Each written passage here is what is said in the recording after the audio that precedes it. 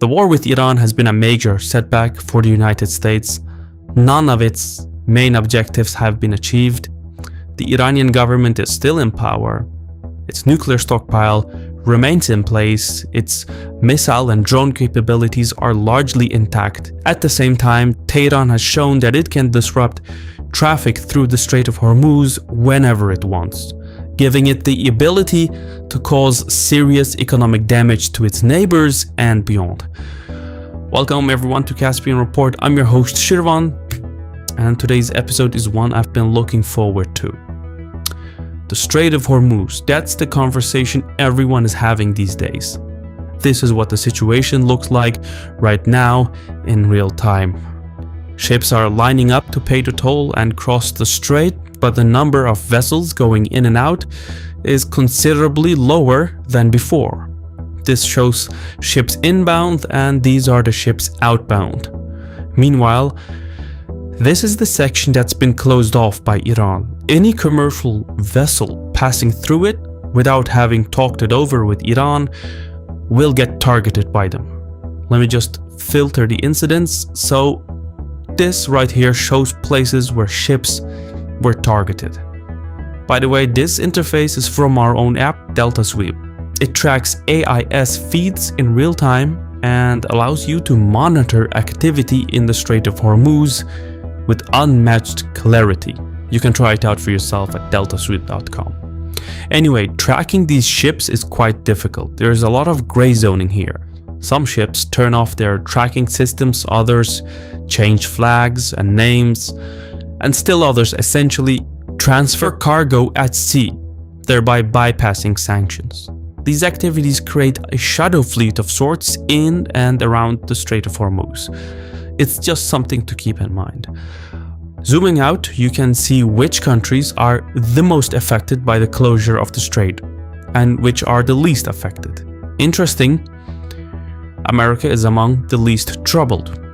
Thanks to fracking, the United States can meet its domestic demand. This map here shows all the oil and gas fields worldwide. North America has more than enough for itself. But now, with Venezuela under its thumb, refineries in Texas can turn that Venezuelan black goo into something useful.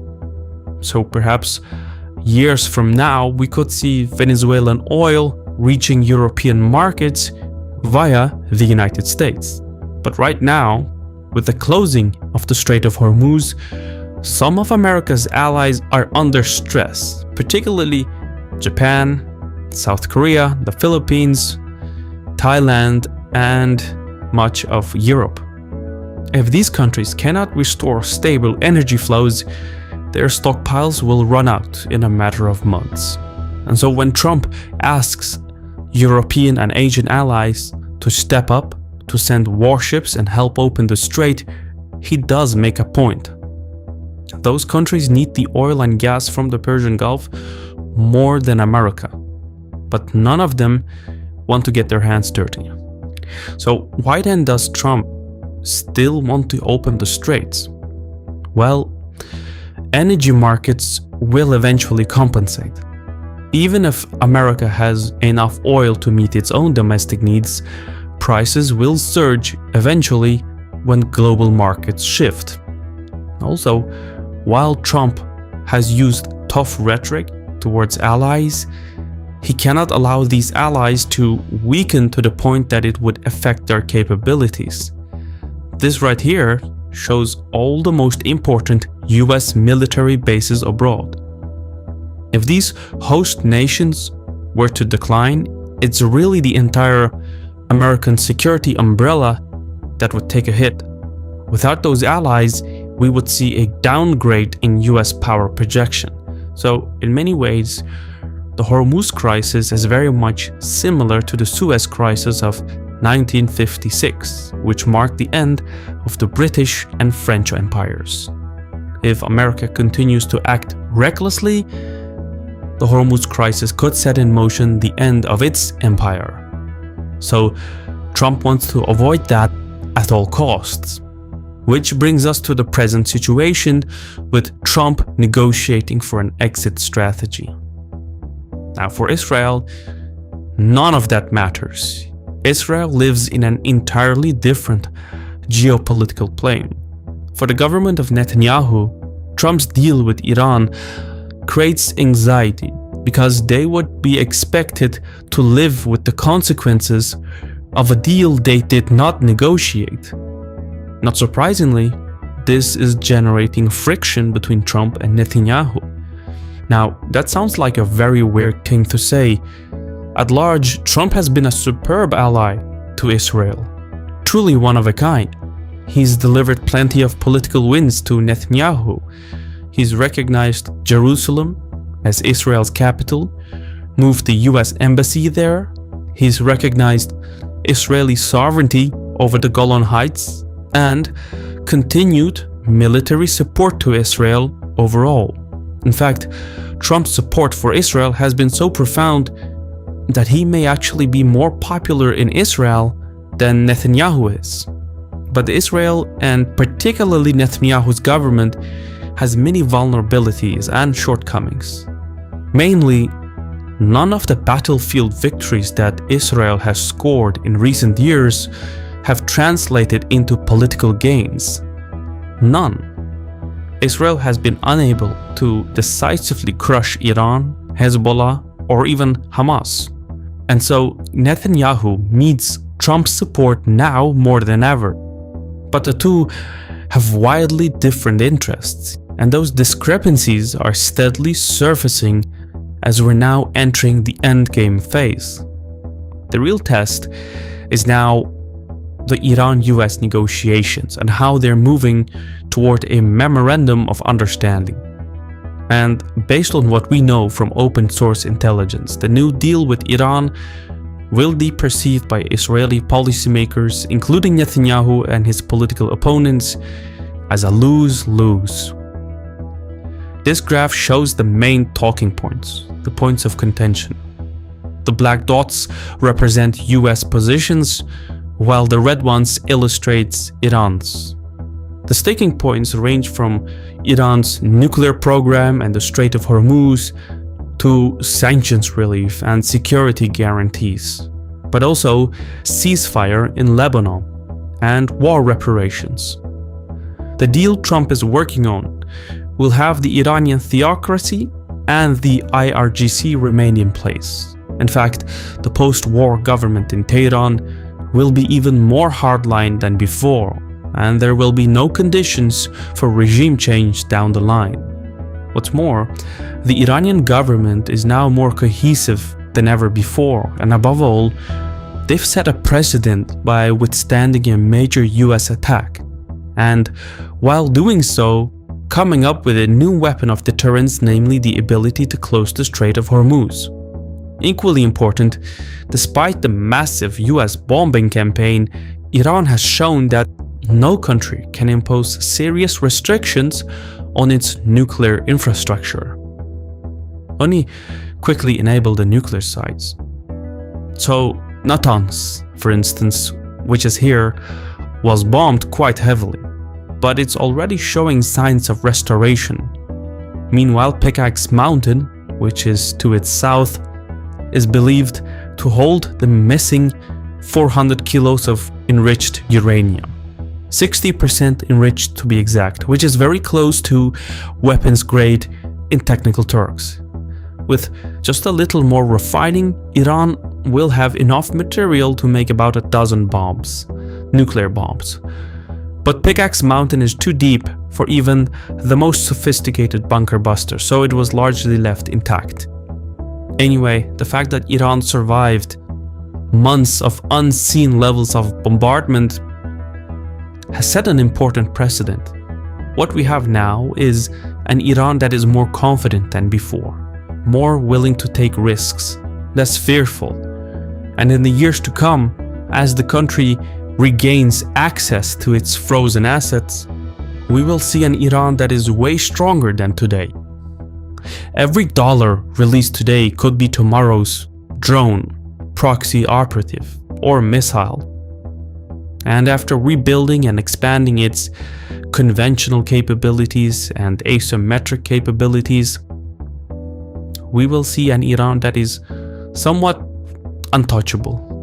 That is to say that the cost of fighting Iran will vastly outweigh the benefits. So war with Iran will become highly improbable in years from now. And once that happens, inevitably Iran will go nuclear. Check this. These are the missiles in Iran's arsenal. Some go as far as 2,500 kilometers, but this one in particular, the Khorramshahr, has a massive payload capacity. If any of Iran's missiles are going to carry nuclear warheads, it will be this one. The point is that Iran already has the missiles and fissile material, and it also has the know-how and capability to produce even more. And that's precisely why America insists on a complete end to its nuclear enrichment program, and that the 400 kilos of enriched uranium be handed over, while Iran's ballistic missile program be subject to severe restrictions. Iran, however, isn't having any of it. Iranian officials argue that nuclear energy is a sovereign right and thus non-negotiable. They are willing to temporarily limit some aspects of the program in exchange for sanctions relief and economic normalization.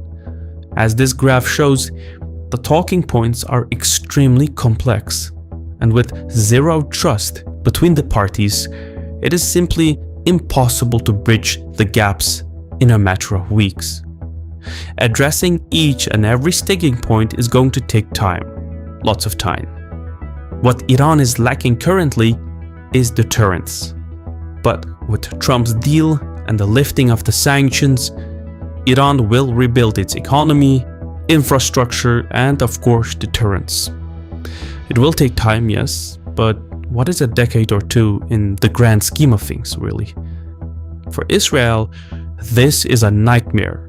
It's a Pyrrhic victory, meaning they've technically won, but at such a high cost that it is essentially defeat in the long term.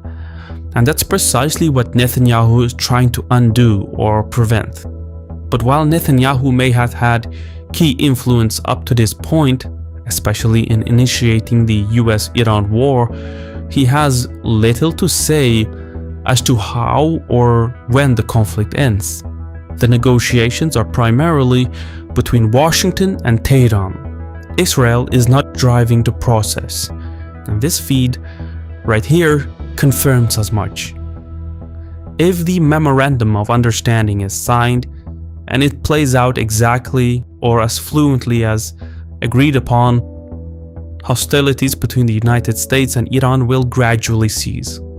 This then creates space for a new round of negotiations, focusing on all the other complications, such as opening the Strait of Hormuz, the lifting of US sanctions, etc.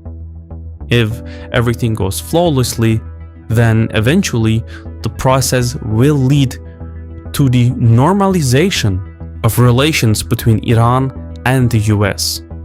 Once that happens, once the memorandum is signed, the blame game will begin. Netanyahu will point the finger at Trump and argue that the US failed to achieve political objectives, while Trump will blame Israel for overreaching in Lebanon. But one thing Trump will likely be careful with is not to be baited by Netanyahu into renewing hostilities with Iran, not like last time. So from an Israeli perspective, they need to really derail the upcoming deal between the US and Iran. There's just too much at stake. And this is why the Israelis want to resume hostilities. They believe Iran is now at its weakest, its military capacity has diminished, and its proxy forces such as Hezbollah are under pressure. At the same time, Israeli officials fear that the Trump deal may leave parts of Iran's nuclear program intact or postpone complex decisions until later negotiations. And it does look like that's the case. The nuclear sticking points are being postponed to a later date, while the reopening of the Strait of Hormuz, which in itself has little consequence to Israel, has taken top priority. Now, for clarity, The Israelis do not fear a bad agreement because it ends the war. They fear a bad agreement because it could leave Iran as a threshold nuclear state and allow it to grow stronger over the years and eventually attack Israel at a time and place of its choosing. That is strategically dangerous for the state of Israel, existential even. Let's just go to the country real quick. You see, Israel has a terrible geography. At its widest point, that would be here, it is only about 110 kilometers across. But at its narrowest point, here in the north, the distance from the West Bank to the sea is only 17 kilometers. And this right here tells you everything you need to know. It is precisely for this reason that Israel will never relinquish control of the West Bank and allow for the formation of an independent Palestinian state. Without the West Bank, Israel has no strategic depth whatsoever. 17 kilometers leaves no space to withdraw, regroup, and counterattack. Strategic depth is essential for national security. It determines how much time one has to recover from an initial attack. Space and time are perhaps the two most important components to warfare. Heck, even with the West Bank, Israel only has 63 kilometers of depth. But without the West Bank, its existence becomes close to impossible. And this is also why the Israelis keep expanding settlements into the West Bank. It has no plans of relinquishing control. Here's what the situation looks like as of now. Area B is where there is civilian Palestinian control, but with Israeli security. There is no territorial cohesion to speak of. The West Bank today is just a collection of loose clusters. And that's precisely the point. When there is no geographic continuity, there cannot be an independent state. Anyway, the point is that Israel cannot tolerate defeat at its borders. A setback would only give it at most 110 kilometers in which to retreat, and this geographic vulnerability shapes just about everything in Israeli military doctrine. Since the day of its inception, Israel has had to prevent attacks by initiating combat, by preemptively hitting its neighbors, and defeating hostile forces early in a war. The only time the Israelis were caught off guard was during the 1973 attack by Egypt and Syrians, which had been armed and coordinated by the Soviet Union. Israel was on the verge of being overrun, and the only thing that saved the country was the fact that the Egyptians, the Syrians, and the Soviets had not anticipated early success, and the forces on the ground were stunned as what to do next, which gave the Israelis the necessary time to regroup and counterattack. Israel won that war, but it did not solve its strategic dilemma. The lack of strategic depth is what drives Israeli policymakers to effectively expand Israel's borders outward. Most notably right now is the Israeli push into Lebanon. The Israelis are looking to exercise control up to the Litani River, thereby limiting access to Israel itself by non-state actors such as Hezbollah. However, the problem with this is that even with the amount of territory taken as buffer, it is still not enough to eliminate the threat posed by Hezbollah and groups like it. New weapons continue to develop. Think of hypersonic missiles, fiber optic drones, high-energy lasers, AI-enabled systems, and much more. These weapons will stress the Israeli military to its limits. Meanwhile, the relationship between the United States and Israel is one that was really formed by the realities of the Cold War and then renewed by 9/11. But as time passes and new generations of lawmakers come into office, national interests will eventually change along with them. there is no guarantee that the United States will always be an ally of Israel. So for Netanyahu and his government, the momentum is now. A memorandum of understanding between the United States and Iran right at this moment in time would cancel years of conflict and hard-won gains and give the initiative to Iran, which would then, in years from now, come back to haunt Israel. This is then precisely why Israeli forces are currently bombing Lebanon. The intent is to provoke the Iranians into overplaying their hands and then forcing the political talks with Trump to collapse. And it almost happened on June 8th. Iran launched several waves of missiles toward military bases in central and southern Israel. It was the first such direct exchange of fire since the ceasefire in April. And the attack came in response to an Israeli strike on Beirut a day earlier, during renewed fighting with Hezbollah. After Iran's attack, Israel then retaliated with airstrikes against military targets inside Iran, and this brought the two very close to a broader confrontation. It was only after intervention by Trump that the Israelis and Iranians agreed to step back from further escalation. But the exchange highlights the nuances of the ceasefire and all the finer political interplays. Israel is trying to preserve freedom of action against Hezbollah, even as the United States tries to preserve the ceasefire between Israel and Lebanon and advance diplomatic talks with Iran. Meanwhile, Iran is signaling that Lebanon is part of the broader regional ceasefire and that any Israeli attack on Hezbollah would trigger an Iranian response. For weeks now, Iran has warned that Israeli attacks on Hezbollah, especially in the capital Beirut, would be seen as a violation of a larger ceasefire. Trump, however, has been trying to separate the Lebanon front from the diplomatic channels in Iran. So, by launching missiles at Israel in response to events in Lebanon, Iran is sending a clear message: the two fronts are connected. The Iranians are now trying to reinforce that idea. But this also shows us that Iran is increasingly negotiating from a position of relative strength. Now, neither Iran nor the United States want to restart hostilities, but the recent exchange shows just how quickly Israeli action in Lebanon can spill into a fight with Iran and thereby threaten the negotiations with America.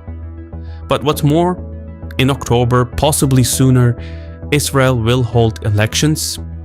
So in the next round of attacks, Netanyahu will face domestic pressure to retaliate more decisively and project strength ahead of the election season. Ultimately, at a fundamental level, the strategic objectives of the United States and Israel differ greatly. Netanyahu wants to weaken Iran, roll back its regional influence, and eliminate nuclear risk. Trump, on the other hand, wants to end the war, stabilize the region, stabilize energy markets, reopen the Strait of Hormuz, and secure a diplomatic exit, even if it is less than perfect. If that process moves forward, the fighting would then gradually give way to a diplomatic track. And this is where Israel's options become really more complicated. Israeli policymakers would then start to look for ways to undo the deal, to disrupt it, but not in a way that it openly turns against Washington. So pressure would become very indirect. For example, Israel could amp up its intelligence campaign. It could look for evidence that Iran is hiding nuclear material or violating the terms of the understanding. Even a small violation could be used to argue that the entire process is flawed. Israel could then increase military pressure on Iranian proxies as a means of provoking Tehran into overreacting. It could also take the fight to Washington, D.C., where Israeli groups could redouble their lobbying efforts in Congress or leak intelligence to pressure American lawmakers. And it's efforts like these that could risk collapsing the diplomatic track altogether.